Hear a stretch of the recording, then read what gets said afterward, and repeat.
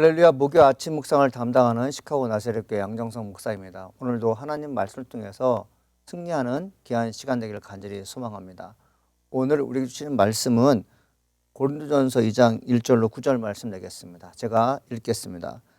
형제들아, 내가 너희에게 나아가 하나님의 증거를 전할 때 말과 지혜 아름다운 것으로 아니하였나니 내가 너희 중에서 예수 그리스도와 그의 십자가에 못 박히신 것 외에는 아무것도 알지 아니하기로 작정하였습니다. 내가 너희 가운데 거할 때마다 약하고 두려워하고 심히 떨었노라.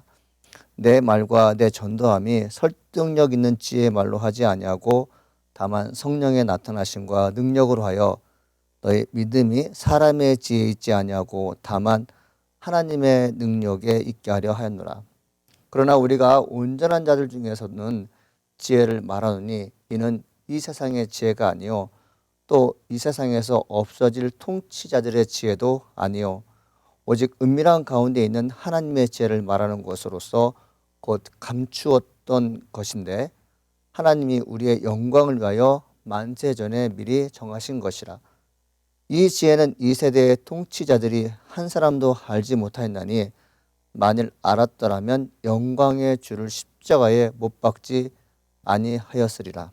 기록된 바 하나님이 자기를 사랑하는 자들을 위하여 예비하신 모든 것은 눈으로 보지 못하고 귀로 듣지 못하고 사람의 마음으로 생각하지 못하였다함과 같으니라. 아멘. 오늘 목요 아침 묵상으로 여러분에게 전하고자 하는 말씀의 제목은 오직 성령의 능력으로 깨우치고 전하는 복음입니다. 사랑하는 여러분, 저는 목사로서 하나님 말씀을 증거할 때 두렵고 떨리는 마음으로 복음을 증거합니다. 여러 가지 원인이 있겠지만 제가 전하는 말씀의 내용이 혹 다르게 해석돼서 성도들을 다치게 하진 않은가 하는 것 때문이죠. 어느 때는 제가 증거하는 말씀이 터무니없는 것 같은데 하나님은 그 터무니없는 것이 옳다고 성도들을 어필해 줄 때가 있습니다. 목사들 세계뿐만 아니라 모든 성도들이 함께 고민하고 또 추구하며 기도할 내용이 무엇이냐면 우리가 말할 때 성령이 함께 하시며 또 들을 때 성령이 함께 하시는 거죠. 여러분도 아시겠지만 우리는 많은 시간 복음을 증거하는 일에 시간을 쏟고 있습니다. 어떤 분은 말합니다. 복음을 증거하는 것은 마치 로또 복권을 맞는 것과 같다. 수많은 확률이 있지만 특히 로또의 확률은 거의 확률을 접하기 어렵습니다. 마치 이것은 무엇과 비교하는 것이냐면 하나님 말씀 증거할 때 하나님 말씀을 듣고 구원받았어야라고 말하는 사람들이 매우 적다는 것이죠. 이런 고민을 갖고 있는 우리 시대에 과연 무엇으로 하나님 말씀을 증거할 것인가? 성경에 기록된 말씀을 가지고 하나님 말씀을 증거하는 것은 맞는데 그 말씀을 듣고 예수 믿고 구원받게 하려면 어떻게 해야 되는가? 그것은 바로 성령의 능력으로 복음을 증거하는 것입니다. 사도 바울은 하나님 말씀을 증거할 때 분명히 자기의 입장을 선포합니다. 1절이죠. 형제들아, 내가 너희에게 나가 하나님의 증거를 전할 때 말과 지혜 아름다운 것으로 아니하였나니.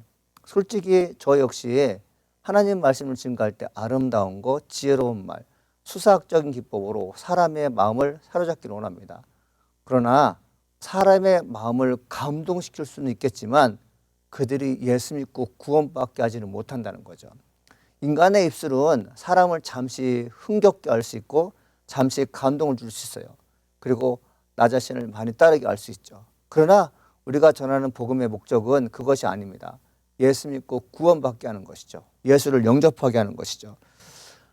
유대인들은 십자가를 꺼렸습니다. 또 이방인들은 전도를 미련한 것으로 여겼어요. 우리 믿는 크리스찬들은 십자가가 바로 나를 생명으로 이끌었고 죽음 가운데, 죄 가운데 살리는 아주 중요한 도구라고 믿고 있습니다. 또 전도는 미련한 거지만 전도를 통해서만이 그리스도의 복음을 증거할 수 있다고 믿고 있죠. 하나님의 성령이 역사하지 않는 사람들은 십자가라는 거, 전도라는 도구에 대해서 아주 못마땅히 여기지만 성령의 능력이 거한 사람들은 십자가와 전도가 복음을 증거하는데 매우 필요하다는 것을 알게끔 해줍니다. 저는 이 말씀 전체를 읽어보면서 어떤 말씀에 큰 은혜가 됐냐면 단어입니다. 이 세상의 지혜 또 이 세상의 통치자들이라는 말이 나와요. 8절, 6절이죠. 그러나 우리의 온전한 자 중에서도 지혜를 말하노니 이는 이 세상의 지혜가 아니요 또 이 세상에서 없어질 통치자들의 지혜도 아니오라고 되어 있어요. 하나님께서 우리에게 주시는 말씀은 세상에 주는 것이 아닙니다. 하나님께서 우리에게 부탁하셔서 선포되는 것들은 세상 통치자로부터 위임받은 것이 아니에요. 그러므로 우리가 증거하는 것은 당연히 세상 교육에 습관화되고 세상 교육에 의해서 많이 노출된 사람들은 하나님 말씀을 이해할 수 있을까요? 없을까요? 예, 당연히 이해하지 못합니다.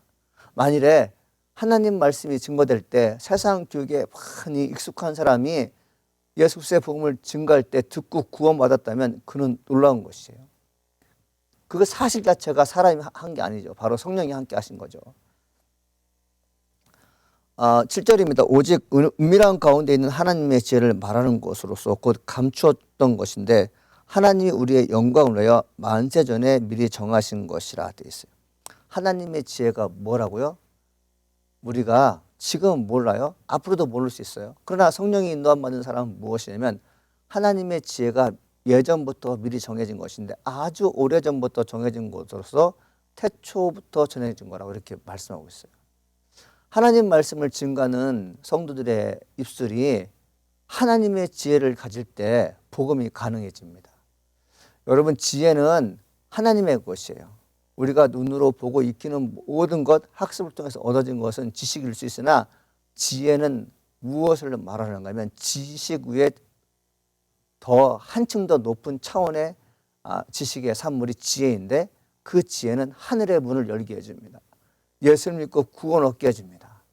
예수 믿고 구원을 얻게 하는 지혜의 산물은 누구로부터 주어진가 하면 성령의 선물이 되겠습니다.